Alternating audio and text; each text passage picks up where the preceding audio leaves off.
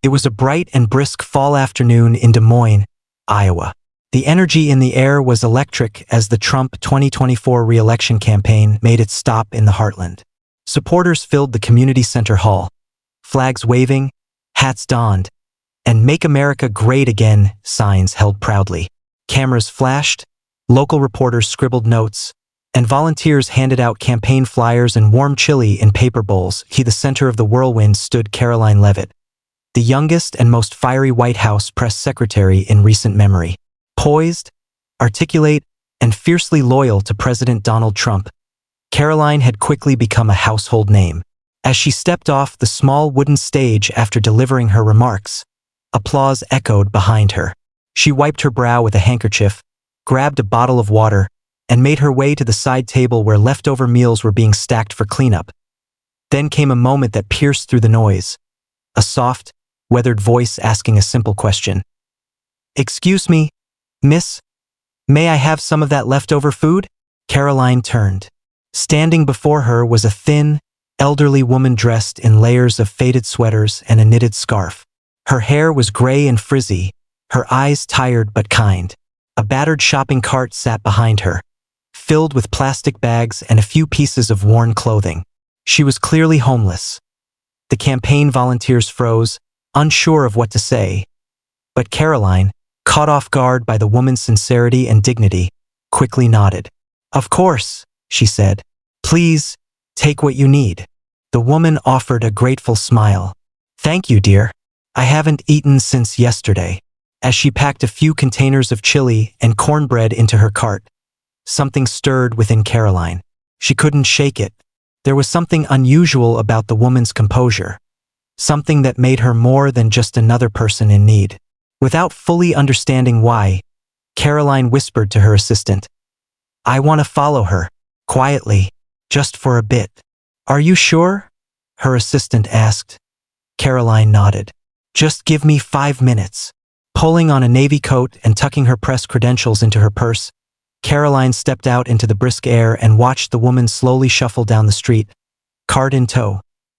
Karoline followed at a distance, staying behind parked cars and clusters of people. Every few blocks, the woman stopped to give a small portion of her food to other homeless people sitting beneath awnings or near bus stops. To a man in a wheelchair with a blanket wrapped around him, she gave a container of chili. To a young mother with 2 small children wrapped in coats, she handed out cornbread. "She's giving it away," Karoline murmured. She didn't take it for herself. For nearly half an hour, Karoline trailed the woman as she weaved through the side streets of Des Moines, helping those she passed without hesitation, never once looking behind her. The sun dipped lower, casting golden hues across the pavement. Finally, the woman turned down a narrow alley behind an abandoned factory and stopped in front of a blue tarp draped between 2 dumpsters. She sat down with a quiet sigh and pulled out her final container of chili. Lighting a tiny candle for warmth, she folded her hands and prayed softly before eating. Karoline stood frozen. Her chest tightened. This woman, who had nothing, had given so much, and now, Karoline was beginning to understand. This wasn't just an act of kindness. This was a story waiting to be told. Karoline stood at the edge of the alley, her breath visible in the chill air, heart thudding with conflicted emotion. As press secretary to the President of the United States, she had faced battalions of reporters, weathered brutal debates, and held her composure under relentless public scrutiny. Yet here she was, motionless, humbled by a quiet moment no one else saw. Finally, she stepped forward, gently clearing her throat so as not to startle the woman. The woman turned, a bit surprised but not afraid. I followed you," Karoline admitted, stepping closer. "I hope you don't mind." The woman chuckled, her voice gravelly but kind. "I figured someone was behind me. You walk heavy." Karoline smiled sheepishly. "I'm sorry. I just couldn't walk away. You could have kept that food for yourself." "I could have," the woman replied. "But hunger isn't always about the stomach." Karoline tilted her head. "What do you mean?" The woman patted the milk crate next to her. "Sit down. Might as well warm up. Name's Ruth." Karoline sat, dusting off her coat. "I'm Karoline. I know who you are." Ruth said. I watch the news at a church shelter on 7th Street. They play the briefings on an old TV. You're sharper than most of those men in D.C. Karoline blushed. Thank you. That means more than you think. There was a pause, and then Ruth's eyes softened. I wasn't always like this, you know? I didn't think you were. I had a husband, a daughter, owned a diner once in Sioux Falls. Life was good. Until it wasn't. Karoline leaned in. What happened? A fire, Ruth whispered. Electrical. Middle of the night. Took everything. My husband didn't make it. My daughter was taken by the state because I had no place to live. I never got her back. Karoline's breath caught. That was 10 years ago. Since then, I've been surviving. Some nights are better than others. But I found something in the streets that I didn't find in government aid or empty promises. People. People who need hope. And I do my best to give it, one meal at a time. Tears welled in Karoline's eyes. I don't know what to say, she whispered. You don't have to say anything, Ruth said gently. Just remember, policy means nothing if it forgets the people it's meant to serve. Karoline sat in silence, staring at the candle flame between them. This woman, forgotten by society, had more wisdom and compassion than most of the pundits she sparred with daily. She didn't complain. She didn't blame. She simply gave what she had and carried the burdens of others quietly. Ruth leaned back and pulled a ragged photo from her coat pocket. This is my daughter, Abigail, she said. She'd be 17 now. I don't know where she is, but I pray for her every night. Karoline reached out and gently touched the photo.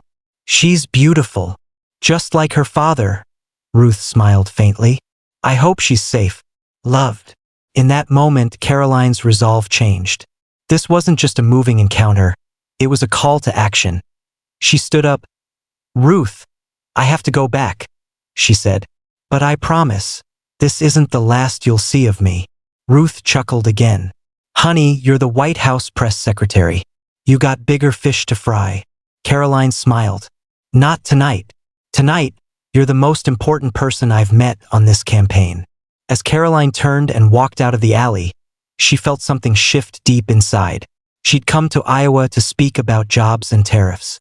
But now, she was carrying something far heavier and far more urgent. She knew this wasn't the end of Ruth's story, and she was going to make sure it had a next chapter. Back at the campaign headquarters that evening, Karoline sat quietly in the back of the staff bus, her laptop resting on her knees, but untouched. Her mind was miles away, back in that dimly lit alley, next to Ruth and the flickering candle flame.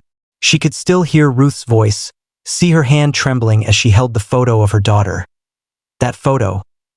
Karoline had snapped a quick picture of it with her phone before leaving. The young girl in the photograph couldn't have been more than 7 years old at the time. Big brown eyes, tight curly hair, and a toothy grin missing its front teeth. Karoline opened her phone and stared at it now. She'd be 17. Karoline wasn't just moved emotionally.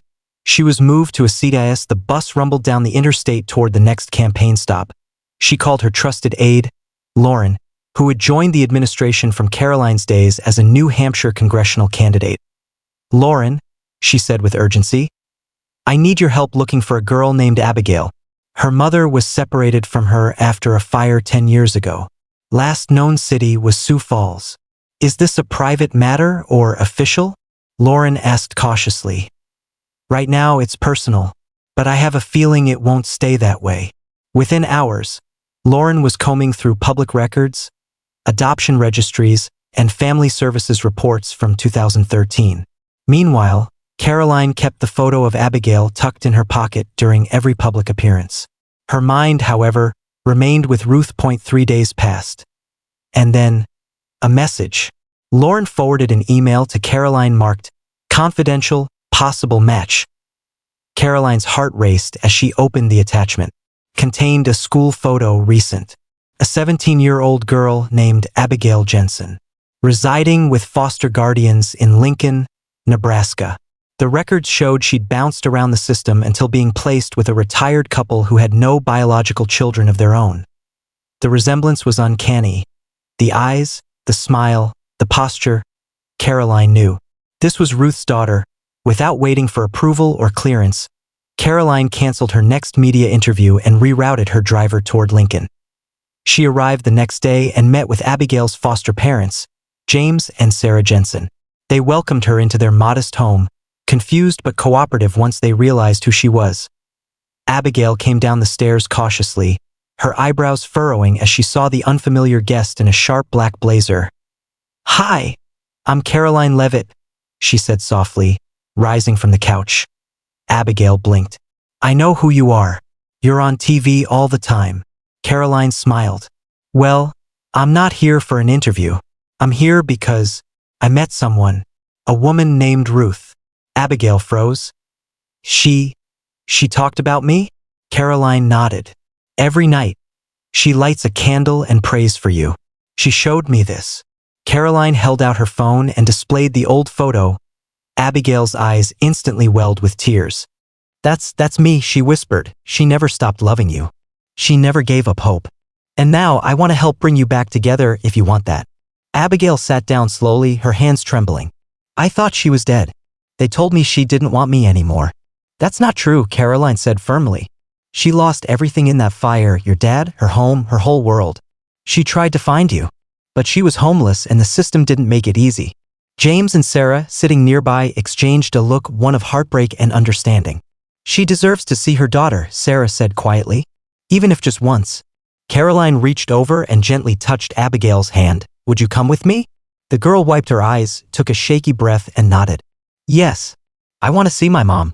And just like that, a reunion 10 years in the making was set in motion. The drive from Lincoln back to Des Moines was quiet, punctuated by nervous glances, teary smiles, and the rustle of tissues in Abigail's lap. Karoline sat beside her, offering silent strength. The air inside the SUV was heavy with anticipation, uncertainty, and hope braided tightly together. Karoline had arranged the meeting carefully. Through her growing network of campaign staffers and a quiet phone call to a local charity partner, she had located Ruth, who was still in Des Moines, volunteering at a soup kitchen downtown. She hadn't told Ruth who was coming. Karoline believed in the power of surprise, especially this kind. As they neared the city, Abigail's fingers fidgeted with the sleeve of her sweatshirt. "Do you think she'll recognize me?" Karoline looked over. "I know she will. A mother never forgets." The SUV pulled up behind the church.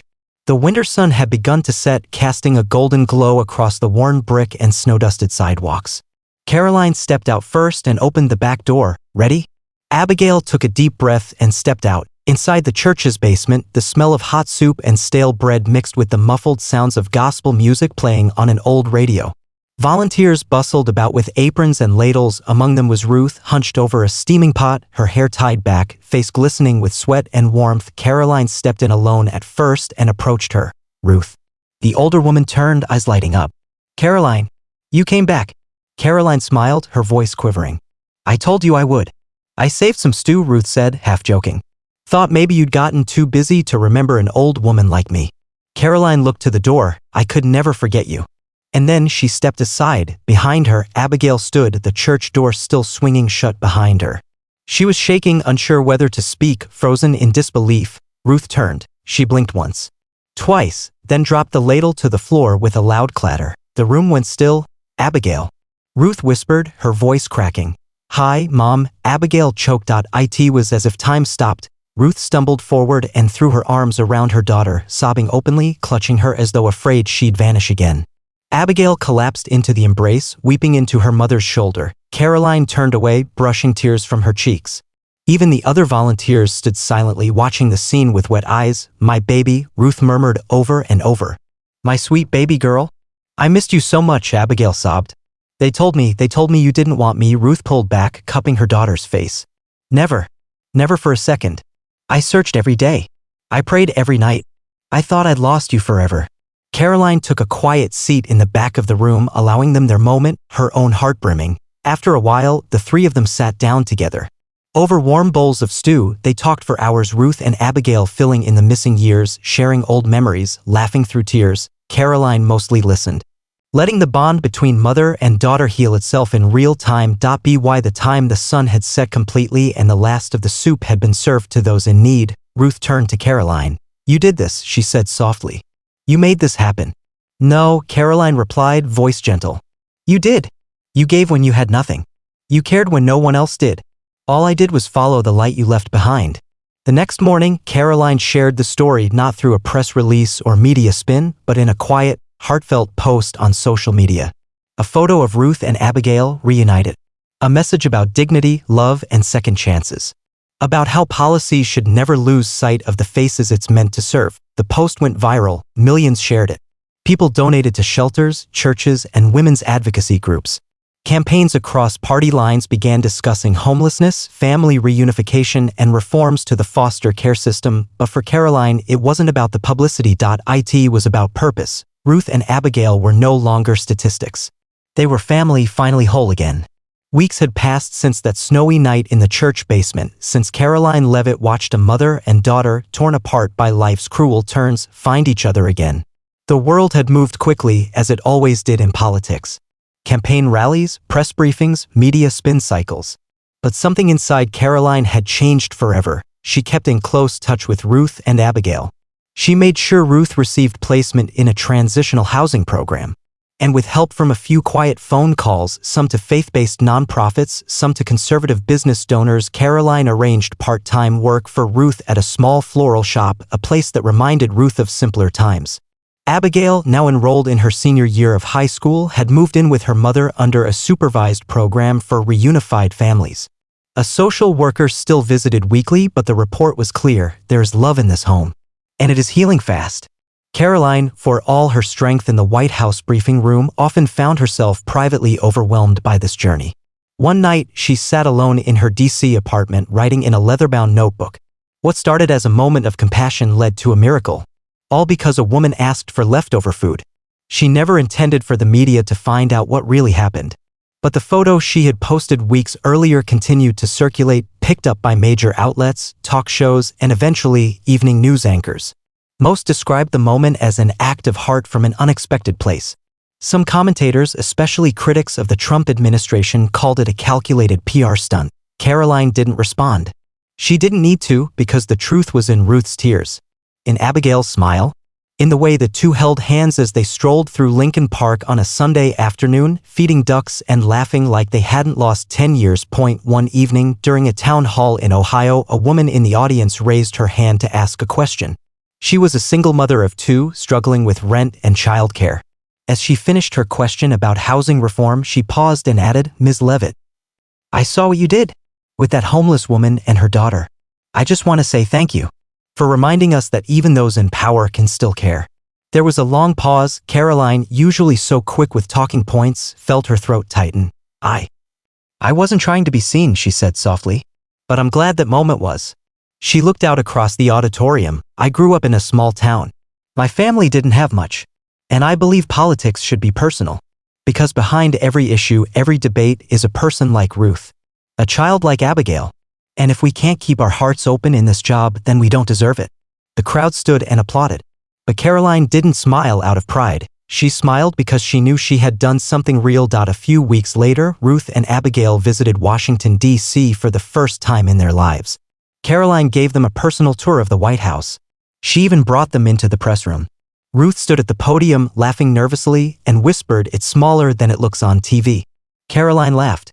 "It feels a lot bigger when you're getting grilled by reporters." Abigail took pictures. Ruth marveled at the history. And Karoline, well, she saw it as a full-circle moment. Before they left, Ruth hugged her tightly. "I used to think nobody in power gave a damn about people like me," Ruth said. "But you changed that. You changed me." Karoline held her hand. "No. You reminded me why I got into this." And that was the truth. When she returned to her office later that day, Karoline placed something on her desk, a framed copy of the photo she had taken weeks before. The one of Ruth lighting a candle for a daughter she never stopped loving. It now sat beside a quote from Ronald Reagan she had always admired: "We can't help everyone, but everyone can help someone." Karoline Leavitt had helped someone, and that made all the difference.